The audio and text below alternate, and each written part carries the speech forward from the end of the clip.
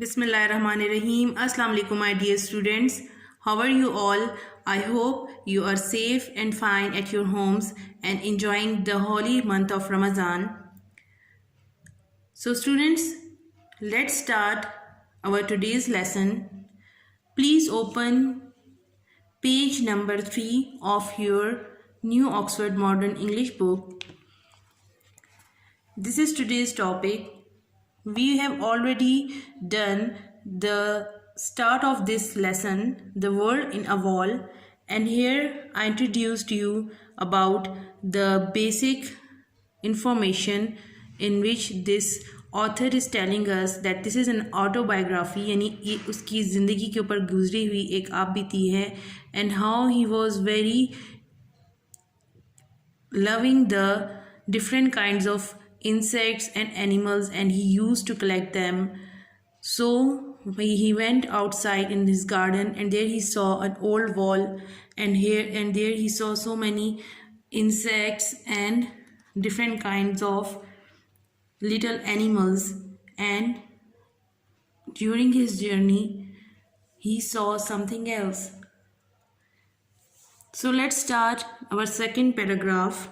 Here it's written, by my favorites were the shyest member of the wall community who did not seek any attention. यहाँ पे वो बता रहा है कि इसमें से जो सारे मैंने अभी तक इंसेक्ट्स और छोटे छोटे क्रिएचर्स देखे थे उसमें मेरा फेवरेट जो था वो कौन सा था? शायस्ट का मतलब है शर्मीले, जो सबके आगे ज़्यादा सामने नहीं आते। वो कौन से थे? शर्मीले मेंबर जो वॉल कम्युनिटी का मतलब है जहाँ पे बहुत सारे, अगर इंसानों की कम्युनिटी हो तो इंसान वहाँ पे रहते हैं, अगर इंसेक्ट्स ही हो तो इंसेक्ट्स। तो यहाँ क्योंकि वॉल का जिक्र है, दीवार के में जो इसने डिफरेंट किस्म के इंसेक्ट्स देखे थे, तो उनमें से जो सबसे shyest members who didn't seek any attention का मतलब होता है नोटिस करना, कि वो ऐसे उनमें से उन जानवरों के ऊपर इसकी अट्रैक्शन थी कि जो बिल्कुल शर्मीले होते हैं और सबके सामने आसानी से नहीं आते। They were also the most dangerous, और ये जो थे सबसे ख़तरनाक भी थे, डेंजरस भी थे। You hardly ever saw one unless you look for it, तो आपको उनमें से कभी भी कुछ एक ऐसा नज़र नहीं आएगा जब तक कि आप उसको ढूंढे नहीं।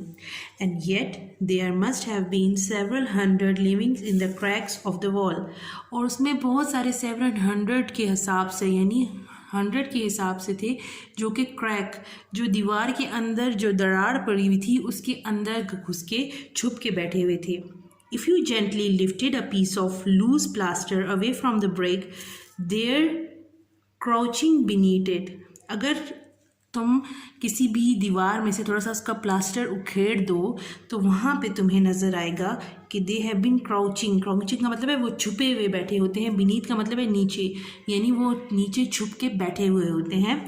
Would be a little black scorpion an inch long looking as though they were made out of polished chocolates, तो वहाँ पे उसने क्या देखा? एक काले रंग का बिच्छू देखा।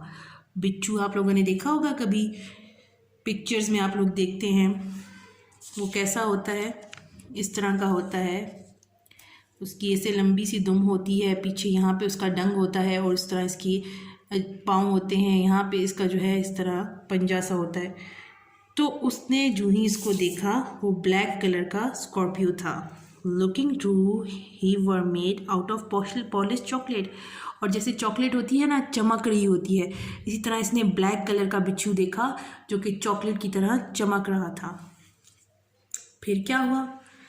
दे वर वियर्ड लुकिंग थिंग्स, ये जो थी उसको बहुत अजीबो गरीब किस्म की चीज़ें नज़र आईं। With their flattened oval bodies, their neat crooked legs, the enormous crabs like claws, bulbous and neatly jointed as armor। अब उसने इसको जब देखा तो ये इसको अजीबो गरीब की तरह की चीज़ें लगी। इसमें क्या क्या था? इनमें था फ्लैटेंड का मतलब होता है फैले हुए, ओवल बॉडीज़ ओवल आपको पता है कौन सा होता है? एक सर्कल होता है, एक ओवल, ऐसे लंबी सी बॉडी थी। देयर नीट क्रॉक्ड लेग्स, इनके देखें आप लेग्स जो होते हैं ये इस तरह से नीटली क्रॉक्ड, ऐसे सेगमेंट्स की तरह, हिस्सों खानों की तरह बने हुए होते हैं। द एनॉर्मस, बड़े से, क्रैब लाइक क्लॉज, और इसके जो पंजे होते हैं वो बहुत बड़े बड़े से होते हैं, ऐसे क्रैब की तरह से, जैसे आपने क्रैब देखा होगा उसके भी पंजे इसी तरह से होते हैं। एंड बल्बस, बल्बस का मतलब होता है मोटे मोटे, गोल।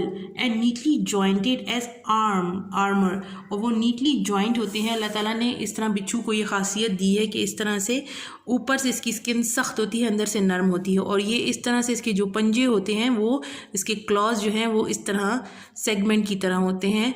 तो इस तरह से जैसे कि एक फ़ौजी लिबास होता है जिसके ऊपर शील्ड होती है, तो अल्लाह ताला ने इसको इसी तरह बनाया हुआ है कि ये सख्त और ऐसी जगहों में भी चुप के जब रहता है तो उसके जिस्म को नुकसान नहीं पहुंचता, और इसका जिस्म जो है वो अपनी इस तमाम किस्म की जो इसकी सख्त लाइफ है उसको झेल सकता है।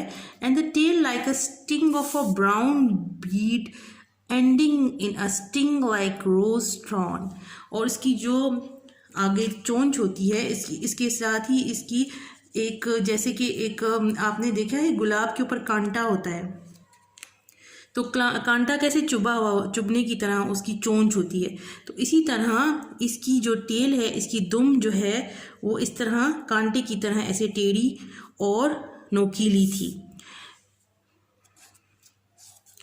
और बीड, जैसे बीड होते हैं ब्राउन कलर के, जैसे आपने मोती देखे हैं तो वो उसमें मोतियों की तरह थी, लेकिन उसकी चोंच जो थी वो एक ऐसे उभरी हुई थी। The scorpion will lie there quite quietly as you examined him, only raising his tail and a warning sign if you breathe it too hard on him। तो यहाँ पे जब है इसने ये देखा कि ये जो आके स्कॉर्पियो बैठा हुआ था, स्कॉर्पियो की जो दुम थी वो भी उसने ऐसे ऊंची की हुई थी और वो चुप करके बैठा था। क्वाइट का मतलब होता है काफ़ी, और क्वाइटली का मतलब होता है खामोशी से, यानी वो काफ़ी खामोशी से बैठा हुआ था। और अगर आप उसको थोड़ा सा शोर से ज़ोर से सांस लें तो अपनी दुम को फ़ौरन ऊंचा कर लेगा कि अभी मैं तुम्हें काट लूँगा अगर तुमने मुझे कुछ नुकसान पहुँचाने की कोशिश की। तो वार्निंग साइन का मतलब होता है कि वो अपने आप को बचाने के लिए, उसको गुस्सा है कि कोई आ गया है मुझे छेड़ रहा है, तो वो फ़ौरन अपनी दुम ऊंची कर लेता है और स्कॉर्पियो काटता है इस दुम से ही। तो यहाँ पे इसने यही बताया कि जो ही अगर थोड़ा सा तेज़ सांस भी लो तो वो एकदम से अपनी दुम को ऊंचा कर लेता था कि मैं आऊँ और आके काट लूँ।